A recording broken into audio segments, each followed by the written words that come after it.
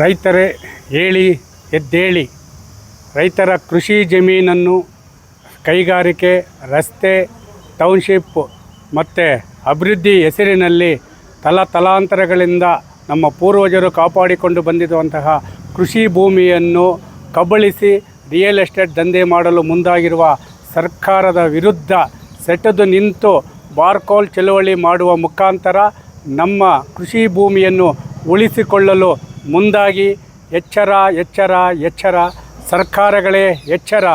ರೈತರನ್ನು ಯಾಮಾರಿಸಿ ಕೃಷಿ ಜಮೀನನ್ನು ಭೂಸ್ವಾಧೀನ ಮಾಡಿಕೊಂಡು ರಿಯಲ್ ಎಸ್ಟೇಟ್ ದಂಧೆ ಮಾಡಿಕೊಳ್ಳುವ ಮುಖಾಂತರ ಅನ್ನದಾತನನ್ನು ಬೀದಿಗೆ ತಳ್ಳಿ ಕೈಗಾರಿಕೆ, ಟೌನ್ಶಿಪ್ಗಳನ್ನು ನಿರ್ಮಾಣ ಮಾಡಿ ಅಲ್ಲಿಯೇ ರೈತರನ್ನು ಕೂಲಿ ಕಾಲುಗಳಂತೆ ಸೆಕ್ಯೂರಿಟಿ ಗಾರ್ಡ್ಗಳಿಗೆ ನೇಮಕ ಮಾಡಲು ಮುಂದಾಗಿರುವ ಸರ್ಕಾರಗಳೇ ಎಚ್ಚರ ಎಚ್ಚರ ಎಚ್ಚರ.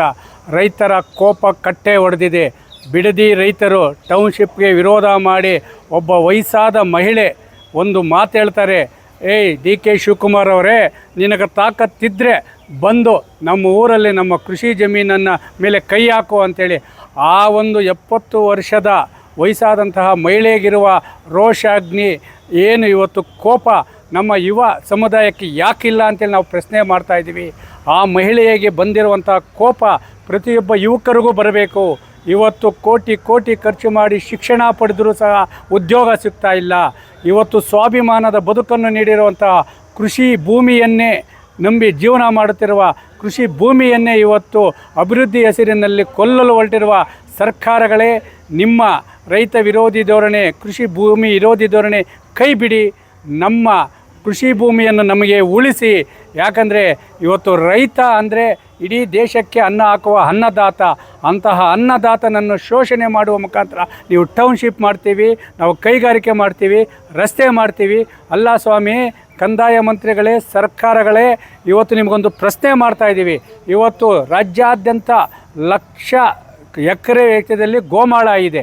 ಆ ಗೋಮಾಳ ಜಮೀನನ್ನು ಭೂಸ್ವಾಧೀನ ಮಾಡಿಕೊಂಡು ಅಕ್ರಮ ದಾಖಲೆಗಳಿಂದ ರಿಯಲ್ ಎಸ್ಟೇಟ್ ದಂಧೆ ಮಾಡ್ತಾರಲ್ಲ, ಅವರನ್ನು ಭೂ ಸ್ವಾಧೀನ ಮಾಡ್ಕೊಂಡು ಯಾಕೆ ಕೈಗಾರಿಕೆ ಮಾಡಬಾರ್ದು, ಯಾಕೆ ಟೌನ್ಶಿಪ್ ಮಾಡಬಾರ್ದು? ರೈತರ ಕೃಷಿ ಜಮೀನೇ ಬೇಕಾ? ಸಮೃದ್ಧವಾದ ಬಿಡದಿಯಲ್ಲಿ ನೋಡಿದ್ರೆ ಸಮೃದ್ಧವಾದ ಬೆಳೆ ಬೆಳೀತದೆ. ಈ ಕಡೆ ರೇಷ್ಮೆ ಇದೆ, ಈ ಕಡೆ ವಾಣಿಜ್ಯ ಬೆಳೆಗಳಿದೆ. ಅಂತಹ ರೈತರ ಜಮೀನಿನ ಮೇಲೆ ನಿಮ್ಮ ವಕ್ರ ದೃಷ್ಟಿ ಬಿದ್ದಿದೆಯಲ್ಲ, ನಿಮಗೆ ನಾಚಿಕೆ ಆಗಲ್ವಾ? ನಿಮಗೆ ಮಾನ ಮರ್ಯಾದೆ ಇದ್ದರೆ ಇವತ್ತು ಒಂದೊಂದು ಕುಟುಂಬಕ್ಕೆ ರಿಯಲ್ ಎಸ್ಟೇಟ್ ಉದ್ಯಮದವರು 1000 ಎಕರೆ 2000 ಎಕರೆ ಭೂ ಖರೀದಿ ಮಾಡಿ ರೈತರನ್ನು ವಂಚನೆ ಮಾಡ್ತಾ ಇದ್ದಾರಲ್ಲ.